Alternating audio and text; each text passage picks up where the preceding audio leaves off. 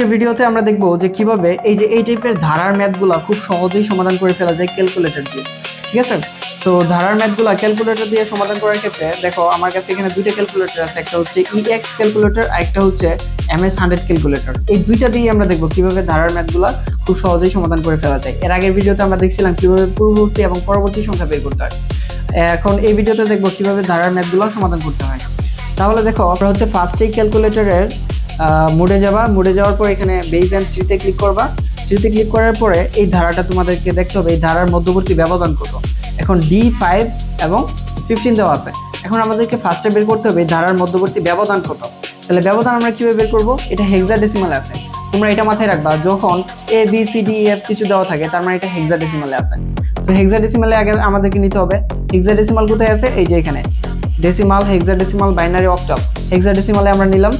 এখন এখানে আমাদেরকে ডি লিখতে হবে। ডি কোথায় আছে, ওই যে এখানে আছে ডি, ABCDEF। হ্যাঁ, এখানে হচ্ছে আমরা ডি ইনপুট দিলাম। ডি লেখার পরে এখান থেকে আমরা মাইনাস দিব। ডি মাইনাস কত দিব, 5। এর আগের পদ বিয়োগ করব, তাহলে ব্যবধান কত, 8। বুঝতে পারছি। আবার দেখো আমরা 15 থেকে যদি ডি বাদ দিই, 15 মাইনাস ডি, ব্যবধান কত হচ্ছে 8।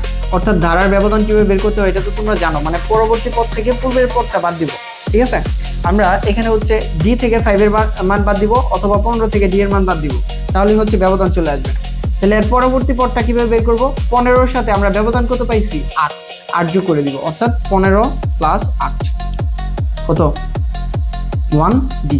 ঠিক আছে, 1D এটাই হচ্ছে আনসার। এই যে 1D, এটা কিন্তু ডি। ঠিক আছে, তোমাদের MS100 ক্যালকুলেটর যাদের কাছে আছে এদের কাছে এরকম ভাবে দেখাবে।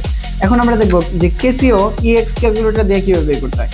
তোমরা হচ্ছে ফার্স্ট অফ অল 3 তে যাবা, বেস এন্ড মোডে যাওয়ার পরে এই যে 3 তে বেস এন্ড 3 তে ক্লিক করবা।